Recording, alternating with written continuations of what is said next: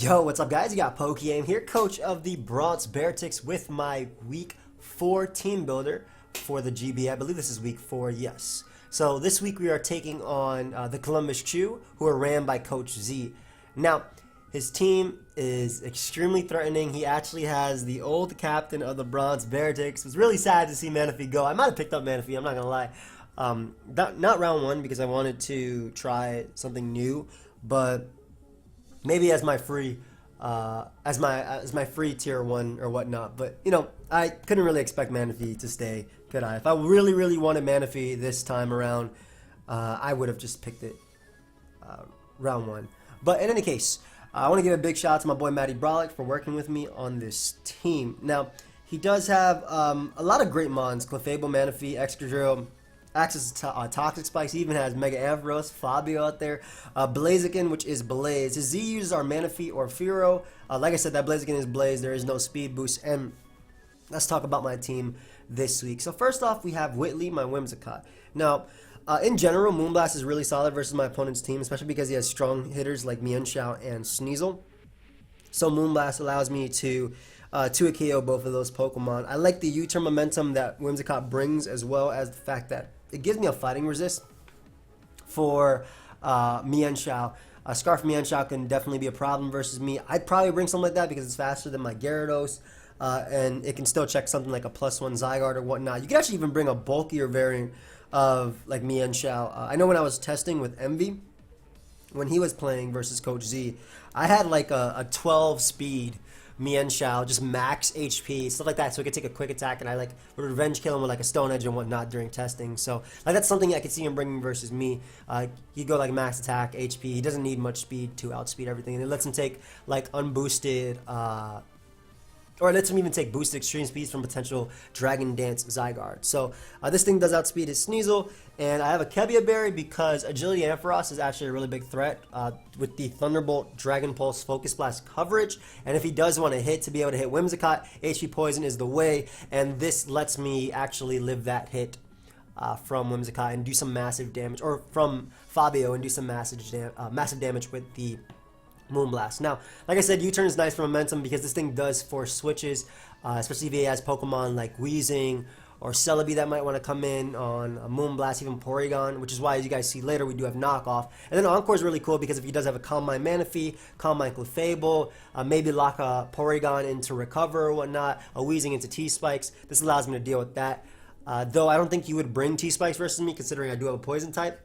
One of the other options on Whimsicott that was being considered was Defog over Knockoff, but I really like Knockoff, especially with the Zygarde set that you guys will see. Just being able to get rid of Clefable's leftovers and Porygons of Violite is huge for the team. So next up we have Aberforth coming off the bench. This week we have my Salazzle. My Salazzle does outspeed his Sneasel. The defense investment allows me to take a Scarf Sneasel's knockoff after Rock, so that's pretty important. If he does choose to bring that, that's something he could bring to revenge kill, something like a boosted Necrozma. If it's like Rock Polish or whatnot, he would outspeed me. Of course, he would need me to be weakened, but with Pokemon like Porygon, with status and even potentially T-Spikes, it's nice. Speaking of T-Spikes, that's why Salazzle's coming as well, being able to absorb those T-Spikes if he does bring it. And just his dual stab of Flamethrower and Sludge Wave, those attacks don't have switch-ins from my opponent at all. Now, a few other options were being considered here. Taunt Toxic is what we ended up picking, but Knockoff was also considered. I liked Knockoff, but I decided to actually put it on my Whimsicott. But by putting Taunt Toxic on my Salazzle, 1, I'm never going to miss Toxic because I'm a Poison type. 2, because of my Corrosion ability, I can poison every single Pokemon on his team, and I think that's so cool. I can poison Excadrill, I can poison Weezing, and of course every other Pokemon right there. But Taunt allows me to stop a Porygon from recovering, especially if Porygon's knocked off. Like, it doesn't appreciate a Wise Glasses boosted Sludge Wave or Flamethrower. While Wise Glasses doesn't give it the strongest boost, it's only 1.1 times, I prefer it to Life Orb because I didn't want to take any unnecessary recoil hits, especially because this thing can take Moonblast from Clefable, even unboosted. That's why Taunt was also, I think, really solid on it, being able to stop a Calm Mind Clefable, especially because I have Pokemon like Stack Attack on my team. So, like, Moonblast would definitely come on Clef because it helps to deal with Zygarde. Another thing he could actually bring is like Bolt Beam Clef, like a Calm Mind Bolt Beam Clef, or Stealth Rock, Encore. Unaware is also an option as well, which is why Toxic is really cool, being able to beat that down. But like I said, Wise Glasses gives it the extra oomph that allows it to really just do massive damage to his squad. He doesn't appreciate switching into this Pokemon at all. And it outspeeds his entire team naturally. Just naturally, this Pokemon outspeeds his entire team. So I think it was a great pick. Of course, likely Scarfers, Excadrill, Mienshao is even one. And even, like I said, Sneasel could potentially be a Scarfer as well. Maybe even Fearow if he wants to bring that Pokemon. But, yep. Salazzle coming off the bench, Aberforth.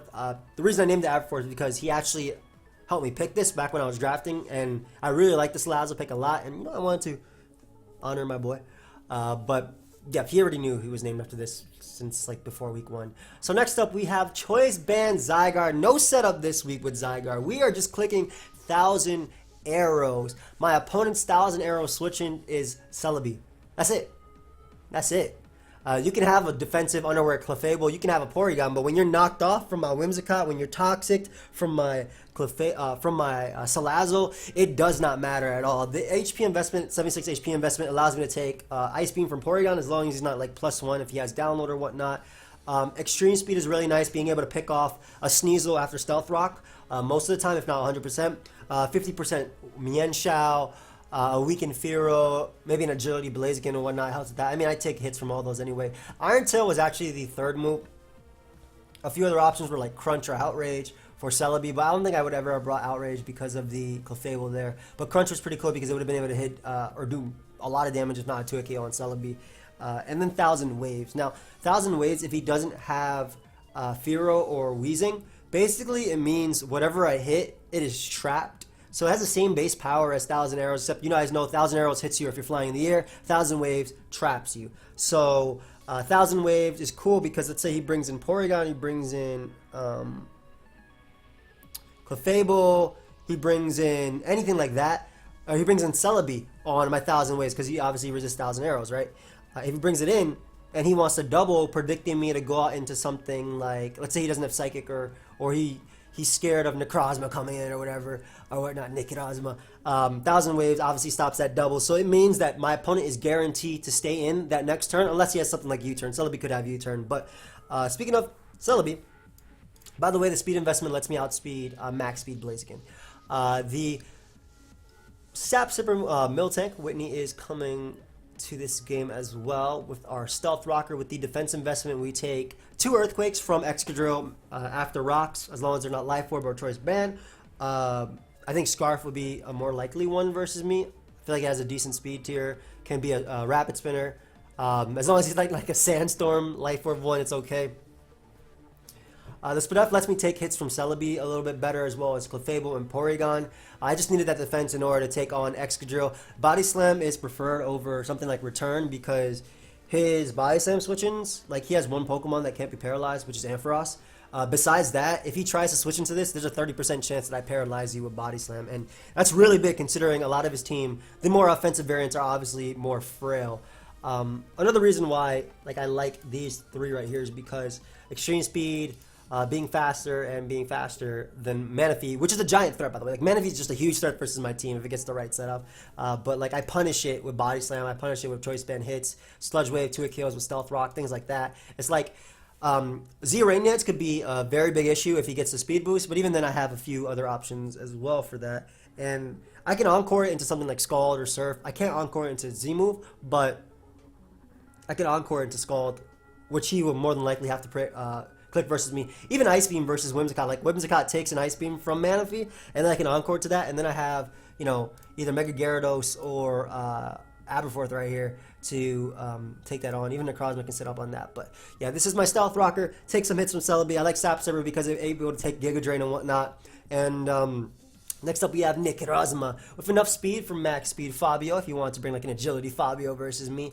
Combine Morning Sun, Photon Geyser, and Heat Wave hits his entire team. Heat Wave hitting Sneasel as well as Celebi and Excadrill all in one. Photon Geyser hitting everything else. A few of the options that we were discussing were Lumberry, were Stored Power, but the immediate power from Photon Geyser I think is just too good to give up versus him, especially because he doesn't appreciate switching into this. And if with Porygon being toxic or knocked off even from Whimsicott or even paralyzed from like maybe even Miltank, this can do a lot of work. Stored Power is definitely an option though because it helps versus Unaware Clefable, but I feel like I have a few options for Unaware Clefable, such as one, I have Moldbreaker Gyarados.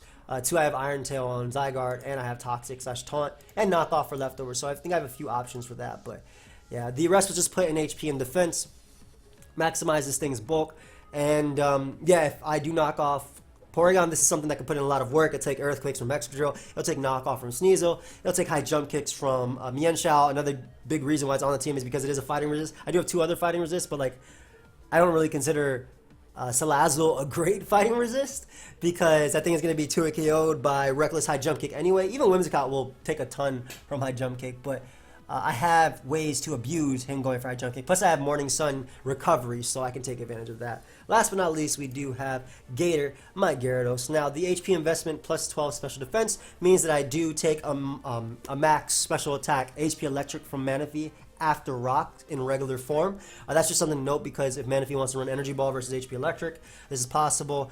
Dragon Dance, Crunch, Iron Tail, Earthquake. Iron Tail at +1 knocks out Unawakeable Fable because obviously Mold Breaker doesn't care about that. And at +1 as well, that's after Rocks. It guarantee knocks out Mold Breaker Fable. At +1 versus max defense, max HP Magic Guard, I have a 50% chance to KO. I mean, obviously you have to factor in the accuracy, but I might play it like in a way that I don't have to go for Iron Tail. Like Iron Tail will be a last ditch effort type thing if I'm either setting up for a sweep or setting up for something like Zygarde to put in a lot of work. And even if that is the case, like I might just go for a +1 Earthquake and then just let 1,000 arrows. It's just a good option just in case. Like that's the only thing stopping me from sweeping. I outspeed his Sneasel at +1. And basically this gives me a ground immunity. This gives me Intimidate for Excadrill, for Mienshao. I have a lot of Pokemon on his team that if he locks himself into a specific move, or like Scarf Mienshao, because I think that's like the best set versus me, I have stuff that can set up on that. And the other option over Gyarados was Stack Attacka. In fact, Stack Attacka has a great matchup this week. Doesn't care about Unawakeable Fable. If it sets up Trick Room, Earthquake for Excadrill, Gyro Ball for Clef, Gyro Ball for Sneasel, Mienshao, Celebi, Weezing. Even Weezing doesn't appreciate it. Earthquake for Blaziken and whatnot, though Blaziken can have Vacuum Wave to check me. But I wasn't too comfy with having 1 water resist, especially if he does bring Manaphy. I wasn't really comfy with having 1 water resist, and I thought that Stack Attacka was a little bit more risky than bringing Gyarados. Gyarados has Intimidate, it has that ground immunity for me, and it also, again, just can set up on a lot of his members and really appreciates the knockoff support and toxic support from my first 2 members on the team. So, yeah, that's the team that we have for this week for the GBA. The battle will be going up Sunday at 2 p.m. Eastern. That's like the time, I believe, that we discussed. I don't know. I'll talk to him. Maybe I'm thinking about last week. I've been uploading these at 2 p.m. Maybe I don't know. I'll ask him what time we'll put up our battle. Whatever, we have to play first, but like I'll ask him what time anyway. Let me worry about playing him first. I'm actually about to play him real quick, but I just wanted to record this before. These help me because it's actually helped me refresh my memory as well, which I think is really important versus my opponent. Since a lot of these builds are built in advance and we play in the GBA, I don't know if this is like a secret we're not supposed to say. We play a lot weeks in advance. We play a lot of time in advance. But ideally this goes up Saturday, and the game obviously goes up Sunday, and I'm going to ask him if we could do 2 p.m. for the game.